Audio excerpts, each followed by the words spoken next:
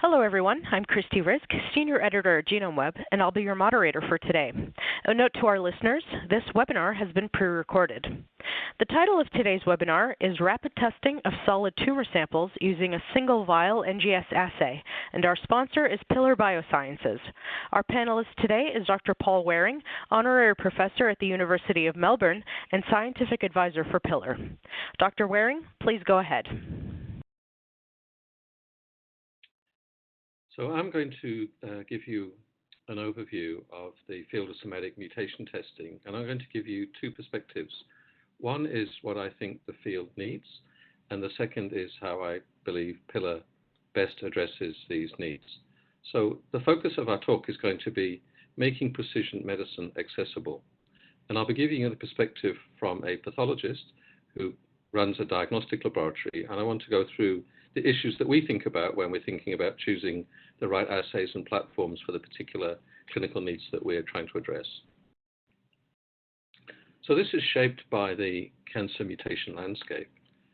As many of you will know, there are a small number of frequently mutated genes, and then a long tail of genes which are only infrequently or rarely mutated. And we think about this landscape in two ways. I like to think about it in terms of precision medicine and personalized medicine. These two terms are often used interchangeably and often without clarity, so people have different interpretations and different meanings, which can cause confusion. So I like to think of precision medicine about the left side, in which there are a few highly frequently mutated genes. And in this group, you can conduct studies in populations of patients because these mutations are present at relatively high prevalence. So in this group, the diagnostic tests are usually performed on patients who are eligible as defined in the drug and the test labels. The assays that are used are validated for the intended purpose in the intended population where they've been demonstrated to be fit for the purpose. And these are standard of care assays, often companion or complementary diagnostic assays, and they're often reimbursed. In many cases, these patients are often newly diagnosed, so the tests are often ordered by pathologists who are actually reporting the anatomical or histopathology report. At that point in time, the patient may not have a confirmed diagnosis of cancer, and the patient may not yet have been referred or come to the attention of an oncologist. The first time the oncologist may encounter the patient is shortly after the diagnosis has been made and the report has been issued. And usually several days later, usually about a week, there's often a multidisciplinary team meeting in which the clinicians caring for the patient, that might be the general practitioner, a surgeon, a physician, maybe a bronchoscopist or an endoscopist, and a radiologist if the radiologist has been involved in collecting the biopsy specimen from the patient. They meet with the oncologist to discuss the various scenarios for the patient and to come up with a treatment plan. Now, with the incorporation of biomarkers into the diagnostic process, those biomarker results ought to be available for that meeting so that all the information pertinent to that patient is available for the team to discuss.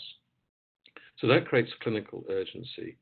And so there's usually a delay of about 2 to 3 days for an immunohistochemistry, for an anatomical pathology report, maybe another day for immunohistochemistry, but mutation testing may add a few extra days. So all that has to come together in time for the NDT meetings.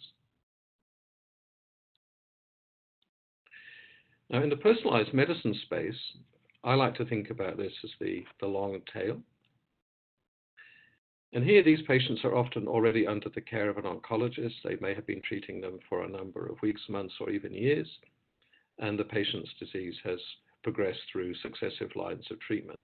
And a point comes in the patient's disease where they have exhausted all standard of care treatment options, the disease is becoming refractory, and the patient has limited options available to them.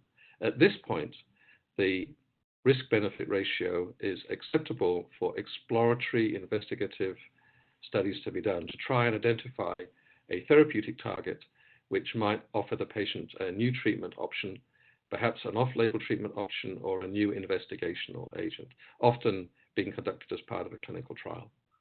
So in this personalized medicine space with patients with more advanced refractory disease, the test request often comes from the oncologist treating the patient and not a reflex test performed by the pathologist. It's usually the case in the precision medicine space. And this usually occurs in major tertiary institutions, often in major cancer centers, where there is access to clinical trials and investigational drugs. And in this situation, because the patient is being actively monitored by the oncologist and there's an ongoing treatment plan, there is less clinical urgency. So it's perfectly acceptable in this space for the test result maybe to take 3 to 4 weeks to return. And often these samples have to be sent overseas to large reference laboratories. Now, when we think about the choice of assays for these two different clinical scenarios, we have to think, first of all, about any potential harm. As you'd be aware, the code for practice for doctors is first, do no harm. So in that precision medicine space, the major harm that can be done are false negatives, and that results in reduced sensitivity for the assay. Now, the risk here is if a mutation is missed, the patient might be denied an otherwise proven life-extending, or in some cases, potentially a life-saving therapy. So this is something that needs to be avoided at all costs. Now, there are various reasons why false negatives may emerge, and we'll go on to those in a moment. Now, in the precision medicine space, the danger here is the patient may have a false positive result, and that would result in reduced specificity of the assay. Now, a false positive result would mean that the patient might receive an inappropriate or an ineffective therapy and could potentially suffer side effects unnecessarily. Now, this is most likely to arise through misinterpretation of a variant, calling a variant pathogenic, or ascribing clinical meaning or therapeutic significance to a mutation. Because many of these genes are infrequently mutated and may not have been extensively studied, they may not have been subject to clinical trials, that the degree of uncertainty in this space remains quite high. So it's a risk that you could misinterpret the results. So the types of assays that cover this space are the traditional IVD assays, often being co-developed with the pharmaceutical and diagnostic company. They're often co-launched and co-approved and co-funded at the same time. So these are the classic HER2 immunohistochemistry, FISH assays, for instance, and the EGFR, RAS, and BRAF mutations. They're usually single gene assays, and they're very precise and very specific. Then there are next generation sequencing based small targeted panels that may have anywhere from a few to a few dozen.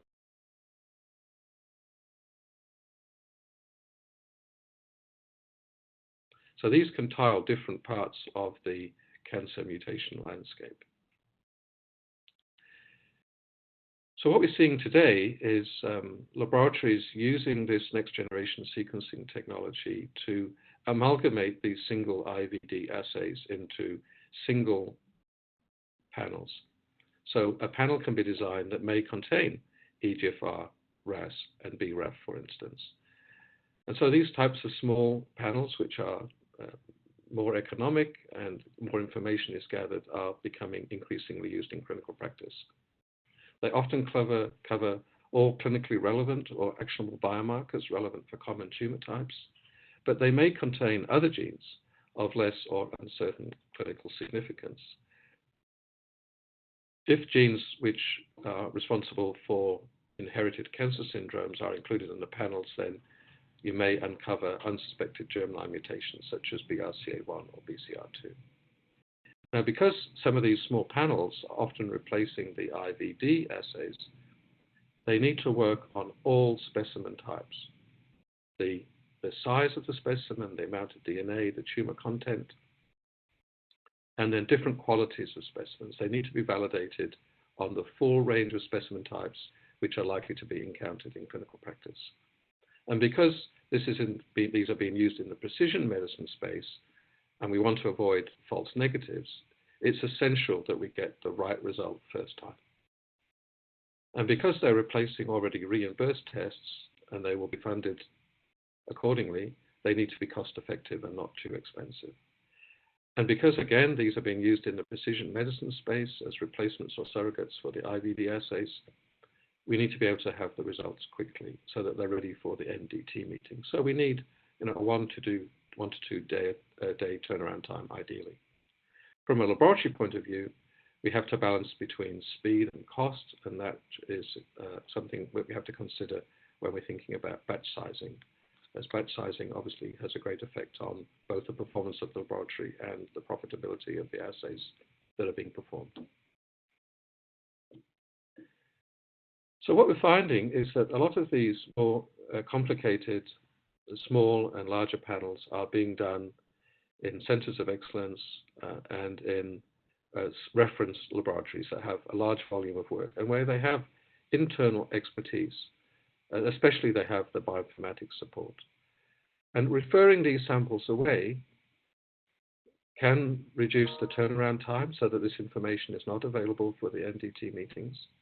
And it also dislocates the anatomical pathologists who are reporting the case, who understand about the issues of the samples, that they are no longer involved in the selection of the appropriate samples, the interpretation of what those results mean in the context of those samples, and they're not necessarily involved in the interpretation of the results.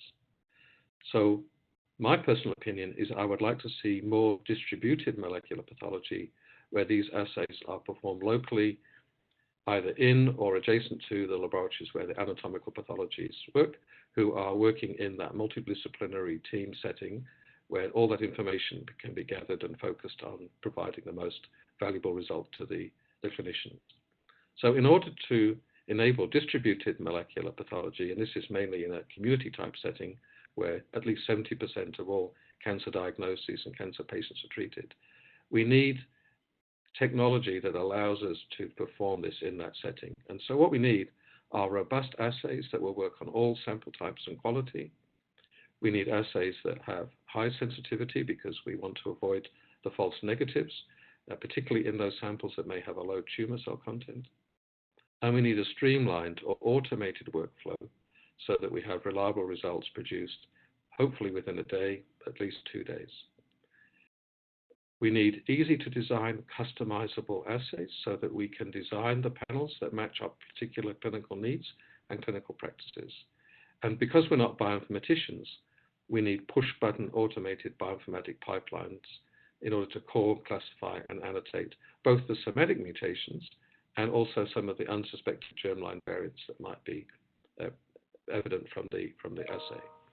And then we need access to clinical databases that enable us to classify, interpret, and attribute clinical significance to the somatic and germline variants that we find. And as I mentioned earlier, we also need to have affordable and cost-effective solutions. Now, ideally, in a community setting, it would be best if these different attributes were provided as an integrated end-to-end solution. So when we think about which assays, which kits, which platforms to choose, we have to think about assay sensitivity and specificity because that determines which patients are going to be included on a study or included with a treatment and which ones are not. Now, there's three parts to that. The first is the analytical sensitivity. So that is the ability of the assay to detect the analyte, in this case, the particular sequence or the variant. Now, most sequencing-based assays and technology are very robust and have very high analytical sensitivity and specificity. So this isn't such a consideration. Nearly all of the platforms are equally capable and equally useful in this setting. So usually this isn't a critical issue. However, the excellent analytical performance of these technologies can be compromised by poor quality tissue fixation and by poor quality design of the cancer panels. And either of these can create false negatives and false positives. And that compromises the analytical performance of the assay. Now, false negatives can arise because of the sample. The biopsy may be very small. It may contain very little DNA. Within the sample, there may only be a small fraction of cells which are the tumor cells, and they're drowned out by a much larger proportion of inflammatory and other normal cells. And the DNA may become highly fragmented through inadequate fixation. It may have been too long. So these pre-analytical conditions can affect assay performance and create false negatives. In terms of the assay panel design, there are regions of the genome which are difficult to sequence. They're often unprimable, and so dropout regions, for instance, areas that are commonly misprimed or pseudogenes, can give rise to false negatives. Now, on the other side, the false positives, they're also caused by pre-analytical effects. And here, the major effect are artifacts, chemical artifacts, which are introduced by formalin fixation, particularly if the tissue has been fixed for too long. And these alterations alter the chemistry of the bases, and they are read as a missense mutation. These are commonly C to T variants, and they are artifacts, and I'll show you an example in a moment. There are also baseline errors which arise from PCR and sequencing because of the polymerase errors, but that's reduced by using proofreading enzymes. And then there are also structural regions in the DNA sequence, such as homopolymers and areas that are commonly misprimed or pseudogenes, which can be difficult to sequence. And if the assay isn't designed to accommodate those, then that too can create false positives. Now, this is a sample of a patient who had ovarian cancer that we tested in my laboratory some years ago. We were fortunate in this case that the sample had a matched frozen tissue sample, and we analyzed the FFPE sample and the frozen sample each 3 times, preparing from separate DNA, and repeated the assay 3 times. And what you see here at the top in green are the high-level variants that we found in this TruSeq cancer panel. It was about 50 genes in the panel. And so they're detected in both the frozen and the FFPE samples. But the FFPE samples contained a large number of often low-frequency variants, which were irreproducible. You can see that the barcode, if you like, of the 3 different vertical replicates are different. And so only occasionally was the same band seen across 2 or 3 of the variants. Now, these are the formalin-induced artifacts in a very poor quality sample. You can eliminate those artifacts by only counting a variant or a mutation if it is seen in both duplicates. And you can see here in the middle, on the right side, the duplicate column, there were a few. And if you look at the column adjacent to that on the right, or on the left, sorry, where we've performed the analysis in triplicates, so the abnormality has to be seen in all 3 replicates, and they're vanishingly rare. So these are stochastic events. Now, these false positives plague the interpretation of variants in FFPE samples, and they can occur at relatively high frequency. Mostly they're below 1%. Some can occur up to 5%, but occasionally they can be seen even higher than that, particularly in very small samples where there's little DNA and very few templates to amplify from. So when we have a lot of noise in the assay, primarily because of the samples, then it's a situation of garbage in and garbage out. And so if we put this information that contains all these artifacts into the computer algorithms, we're going to get a lot of misleading information out. And for poor quality samples, a lot of time can be spent by the laboratories trying to figure out whether these are artifacts or real and attribute any clinical meaning or not to them. So this is an ongoing problem.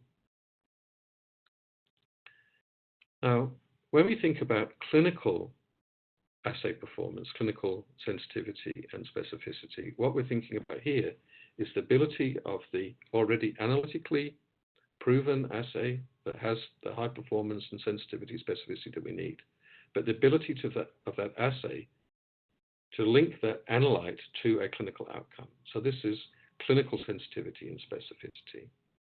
Now, in the aim of precision, in the era of precision medicine, what this means is the ability to include all those patients who benefit and exclude all those who don't. And the purpose of precision medicine here is to try and push this ROC curve, shown in red, up into that top left-hand corner to try and include the maximum number of patients who are benefiting and excluding those that don't. And that may be done successively over a series of trials over a number of years to get that degree of precision.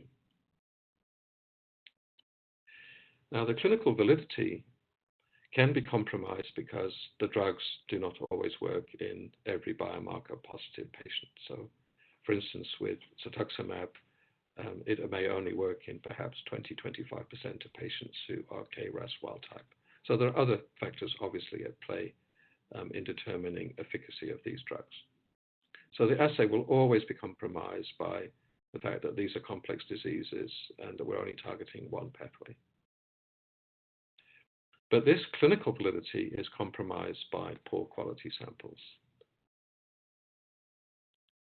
And so in order to maximize the benefits from precision medicine, we need to think of ways to improve clinical utility by controlling sample quality. And the best way to do that is to make sure that the molecular testing is done in conjunction with the anatomical pathologist, who is the gatekeeper for the specimen quality. And so the testing, I believe, needs to be incorporated, not divorced from the practice of anatomical pathology. Now, lastly, the other thing that we have to consider is the cost effectiveness of the assays. They have to fit into a business, and they have to be cost effective and affordable and worthwhile. So here, rather than looking at sensitivity and specificity, we're looking at the balance between clinical utility and cost. And so high cost assays, even though they may have wonderful performance characteristics, if they're too expensive, if they haven't demonstrated cost effectiveness, then their utility is decreasing. So one of the ways which we can improve that is by reducing the total burden of costs, the fully loaded costs of implementing these assays. And that's more than just the cost of the reagents, as I'll explain in a moment. Now, when we think about the area of personalized medicine, that is where there's a long tail with infrequently mutated genes. Often the DNA requirements for the large comprehensive panel that covers those large tails are greater, and that may be more than the DNA that is available in some samples, particularly, say, a lung cancer biopsy, where in addition to having an H&E slide and some levels in order to make or confirm the diagnosis, we need additional tissue for immunohistochemistry and for FISH, and then we need it for EGFR mutation testing, and sometimes for larger pan-cancer panels and gene fusion panels. So if it's a small sample with a low tumor content, we may not be able to get an answer. So it's not uncommon for these large panels, for small samples, for there to be no result, or for the result to be compromised because there just wasn't sufficient tissue to be able to get a trustworthy, reliable result. So this space of precision, of personalized medicine, these large cancer panels can be compromised with small samples because the DNA requirements are too high. And it's also compromised, as I mentioned earlier, by potential misinterpretation, the generation of false positives, because we often don't know the clinical meaning and how the significance of these mutations. And also, obviously, if the patient cannot get access to an investigational agent, even if they have the necessary mutation, that too compromises the utility of these assays. So if we're going to enable molecular pathology by improving assay performance, we need to work on all three fronts. Improving the analytical performance, which is already excellent, so any improvements there are going to be marginal. Increasing the clinical utility of the assays, and this is going to be mainly focusing on controlling and eliminating problems that arise from pre-analytical errors to do with tissue quality. And then the economic is working on solutions that enable more cost-effective testing so that we can reduce the cost and increase the clinical utility. So if we can do all three of those, then we can start making precision medicine accessible. So I like to think of the analytical phase as being the precision, the clinical phase as being medicine, and addressing the cost, the fully loaded costs. That is what is going to ultimately help create access. So addressing these three are going to be essential, I believe. So what I'm going to do now is, now I've explained the rationale, I'm going to explain to you how I believe Pillar is best placed in order to address these needs. Now, the core technology that underpins the company is this stem-looped inhibition-mediated amplification, which is known in short as SLIM-AMP. Now, this was invented by diagnostic genetic scientists who had previously worked at IQ and Roche Enzyme Genetics on LabCorp. So they had many years of experience working in high-throughput diagnostic genetic laboratories. And they saw the limitations that standard PCR reactions had, and they looked for ways in which it could be improved. Now, they came up with this SLIM-AMP method, which I will explain in a moment. Now, what that does, it enhances PCR performance in multiplex assays where there are overlapping amplicons. And it does that by suppressing interference by removing unwanted short PCR amplicons. So this is how it works. So when you have overlapping amplicons, you generate 4 amplicons. There are 2 which are desired. They're shown in green at the top. And then there are 2 unwanted amplicons which are generated, which are shown at the bottom. Now, the one at the bottom is the longest amplicon, and this results from amplification from the 2 end primers. And that creates a long amplicon. And because it's long, it is less efficient, so it is less efficiently amplified. And that generally tends to be present at relatively low frequency, where the 2 desired amplicons in green at the top clearly dominate. And so this large amplicon rarely interferes with the assay's performance. But the short amplicon, which arises from the 2 inner primers, and that's shown in red, that is short, and so it is preferentially amplified, and that can increase very substantially and can significantly interfere with the performance of the PCR reaction. So what SLIM-AMP does is it removes that small unwanted red amplicon. And this is done by designing tags to the primers of these 2 inner amplicons, and those tags have complementary sequences that bind to each other, and that forms a stem loop. When the amplicon is formed, it will automatically form this loop, and it becomes unprimable. So this does not participate in the PCR reaction. And so now the PCR is amplifying up the 2 desired amplicons, and then in the background there's a low amount of the longer amplicon. And so you can see here on the right how you can get the 2 desired amplicons with the SLIM-AMP method on lane 4, but the overlapping amplicons are, the short amplicon is completely absent. Now, in order to design those primers that contain the complementary tags, we needed to develop a pipeline that will design the primers. So in addition to applying the tag sequences which are complementary, this primer design pipeline also includes some other features which further increase the specificity of this approach. So the first of those is to mask regions which are difficult to amplify, the unprimable regions. So they're masked. So we just focus on the areas of interest. And then when we design the primers, the computer automatically and exhaustively calculates every single primer tiling solution for those selected regions of interest. And from those, the primers are selected that are best suited for amplifying up formalin-induced tissue fragments. So here we try to aim for amplicons which are about 145 base pairs in length. And then in addition to that, using cluster-based computing, we look at the different primers and we choose primer pairs which do not form primer dimers. So as you can see here on the right, in lane 5, which unfortunately has been displaced, you can see that the primer dimers, that's at the 81 base pair, have been significantly reduced compared to the regular 2-plex PCR reaction. So the workflow for the SLIM-AMP library preparation is very simple. It's very straightforward. It has a few steps, and there's 2 rounds of PCR. The big advantage is that it can be performed in a single tube. All the multiplex reagents can be pulled together in a single tube, and that makes the whole process highly automatable. It also permits the addition of UDG, which is used to repair the formalin artifacts, as a pre-treatment step prior to the commencement of the multiplex PCR reaction. So that helps reduce those false positives that I discussed before. And the library preparation is also performed at room temperature, further simplifying the process of library preparation.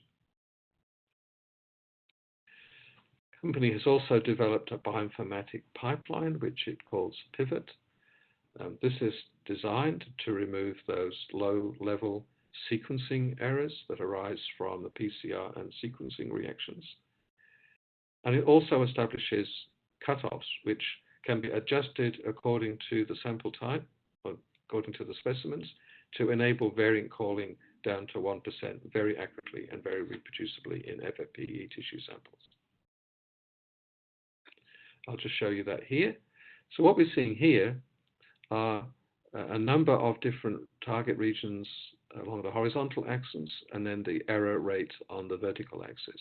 And so with the standard bioinformatic pipeline, you can see that there are a number of variants which have been called, which are in red, which have good quality, but these are errors, they are artifacts. When we run the same data through the Pivot bioinformatic pipeline, which includes this noise suppression capability, you can see that they are eliminated, and we get extremely clean data.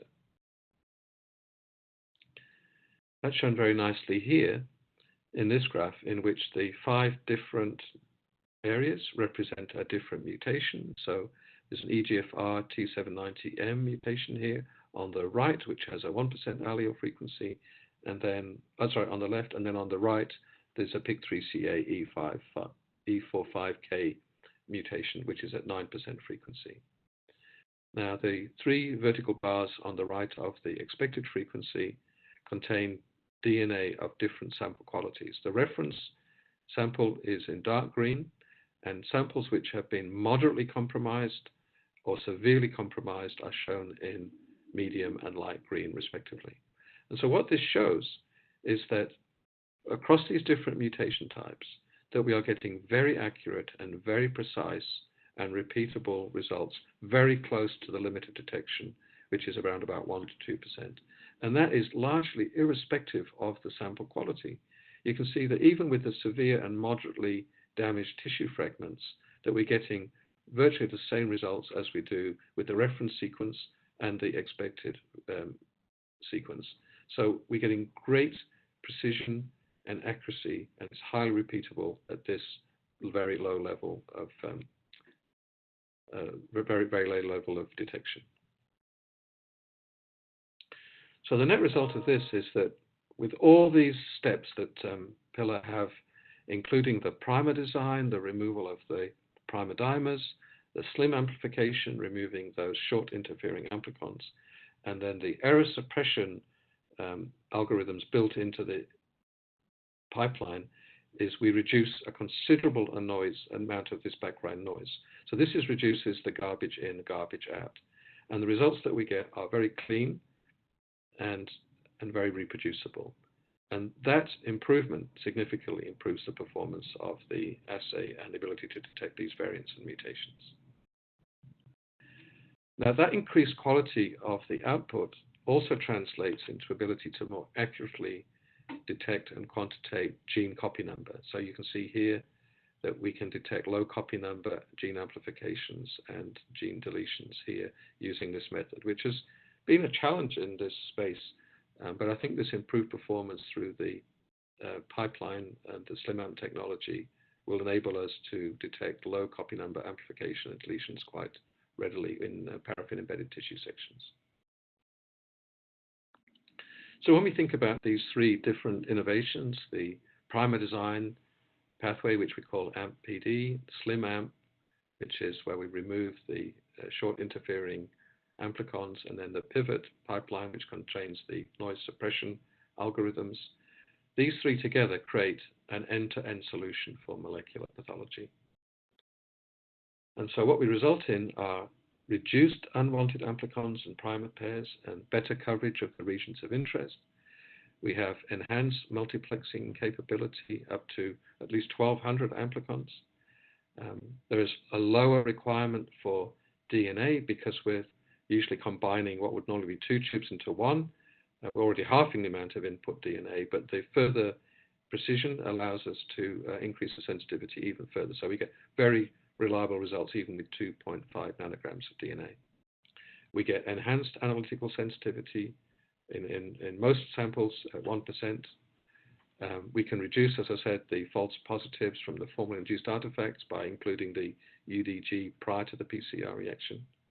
And as I just showed you, we get improved accuracy and precision of the variant allele frequency calls close to the limit of detection, and improved copy number determination, particularly the low copy number alterations. Now, in terms of the laboratory, there are further improvements because we've got room temperature, and so the reagents can be shipped at room temperature, and the assay setup is at room temperature. And the single tube amplification, as I mentioned, is a huge boon because that facilitates automation. And overall, the workflow is much simpler, faster, and cheaper to perform. So in terms of competitiveness, I think the major advantages of the Pillar end-to-end solution, I think in the space of anatomical pathology and working on FFPE samples, is that it seems to work on poor quality tissue samples.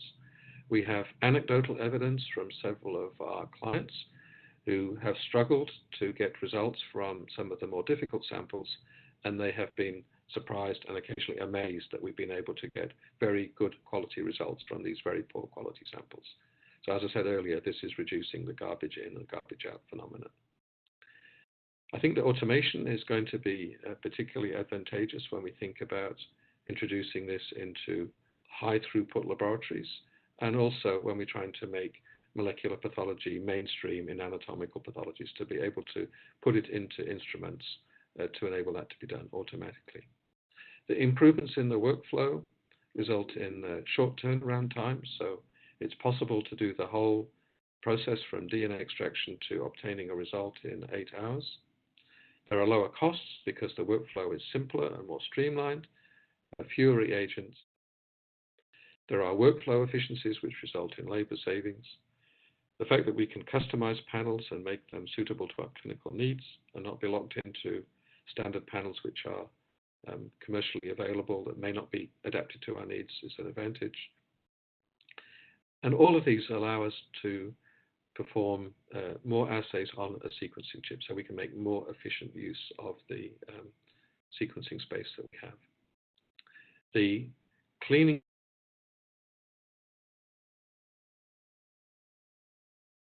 far less time trying to sort out which are the artifacts and which are not, and that can greatly simplify the interpretative phase of the diagnostic process. And as I mentioned earlier, because of it seems to work on poor quality samples, the experience from our clients is that it seems to be reducing failure rate and the need to repeat assays. So that is often a great distraction and interrupts the normal workflow. So removing that is going to be a significant bonus. And of course, the fact that the assay works on a lower amount of DNA means it's going to work on more smaller samples with limited amount of starting material. So when you add up all of these benefits, it helps to reduce the fully loaded costs to the laboratory. So when we think about the cost of the assay, it's not just the cost of the reagents and the sequencing costs and the kit costs. There's also a lot of other costs associated with time savings because it's a more simpler, more efficient workflow. The fact that you don't have to repeat assays and more efficient sequencing, use of sequencing space. So all of these together will reduce the fully loaded costs. When we look at our comparators, and I'm here looking primarily at AmpliSeq from Thermo Fisher, TrueSeq and TrueSight from Illumina, and SureSelect and HaloPlex from Agilent. When we stack those up against LimAmp's technology from Pillar, how I think we compare is that there is some minor improvement in the technical improvements, but together they add up to significantly reduce the overall costs. So we think that we're going to be able to offer significantly lower assay kits in the marketplace. The second is that because it's automatable, because the multiplex PCR can be done in a single tube, we think that's going to significantly improve the workflow and reduce the costs. So I think these are the particular advantages from Pillar. Of course, as I've mentioned, the fact that it works on poor quality DNA is also going to be, we hope, a significant advantage, but that yet needs to be proven. We have a number of offerings, including a germline panel for BRCA1 and 2, a lung and colon cancer panel that works on FFPE samples, and then we have a pan-cancer panel, again, works on FFPE samples. We have a new lung cancer panel, which works on both FFPE and cell-free DNA. And then, of course, we have our customized panel service. So these are some of the performance characteristics here. In terms of our workflow for our OncoReveal panels, you can see the various steps here and how long each step takes. And the total hands-on time is about 3 hours, but the total time from DNA extraction through to being able to issue a report is about 8 hours. So when we think about where Pillar's technology is going to be placed in the future, I can see 5 major applications. The first is in high throughput diagnostic laboratories. In this setting, it's the automated single tube slim amplification and library preparation, which is going to be particularly advantageous. And so I think the likely outcome is here is that Pillar's chemistry will be installed in another instrument company's instruments and be part of that high throughput diagnostic process. I think a very significant placement for Pillar's technology is in the smaller anatomical and molecular pathology laboratories. As I mentioned earlier, at least 70% of cancer diagnoses and cancer patients are treated out there in the community. And it's the structure of the economics of this new technology, the kits and the sequencing solutions, which is driving them into these large central laboratories, often on the other side of the country, which I think impairs the clinical utility because you're divorcing it from the anatomical pathology practice. You don't have control over specimen quality, and it takes longer. And the process has been separated from the team of doctors who are caring for the patient. So this is where I think we need to enable molecular pathology, and I think this is where Pillar's end-to-end solution with the primer design, the slim amplification, and the pivot pathway together will enable anatomical pathologists with molecular experience to offer high quality, affordable, rapid manual testing in their local laboratories. And these tests, because the workflow is so simple, can be performed by less skilled technical staff. So in fact here, the fact that it is potentially automatable is interesting because it can also be done by less skilled technical staff. When you don't have the economies of scale to justify automation, it can also be done manually with much simpler workflows. I think there's going to be also a potential place for Pillar's solutions in clinical trials. So in terms of prospectively enrolling patients in clinical trials, where we're screening for these various mutations, it's essential that the test is right on every single patient first time. And I think Pillar's advantage here of having the assay work on these poor quality samples will be a significant advantage, and that will appeal to pharmaceutical companies. In addition, when studies are performed in retrospect after the clinical study or trial have been completed, and the trial may have failed, or there may be questions that need to be asked, then the issue here is about how to get the best results out of those archival samples. Now, a lot of these samples are old. They're coming from all over the place, different parts of the world, and with very variable sample quality. So if those samples cannot produce reliable results, that significantly reduces the statistical power and ability to answer those questions which are being performed on these clinical studies.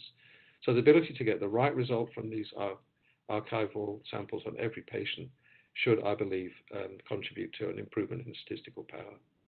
And then I think perhaps the largest impact may be in developing countries where the fixation processes very often result in poor quality samples. And in my experience, it's sometimes very difficult to get meaningful results from those samples. I think Pillar's technology here will be a huge advantage in developing countries. So I think if we can address these 5 major areas, I think we will be able to significantly improve access to precision medicine. Thank you. So I'm going to hand it back to Christy. Thank you, Dr. Waring. So we'll now start the Q&A. And the first question is, what's the maximum number of amplicons that can be multiplexed in a single tube? Right. Now, currently the largest panel that's in design has approximately 1,200 amplicons that cover target regions of interest. And our custom design algorithms are designed to accommodate up to 2,000 amplicons in a single pool, and are being optimized to increase this even up to 5,000 in the future. And have you automated this assay yet?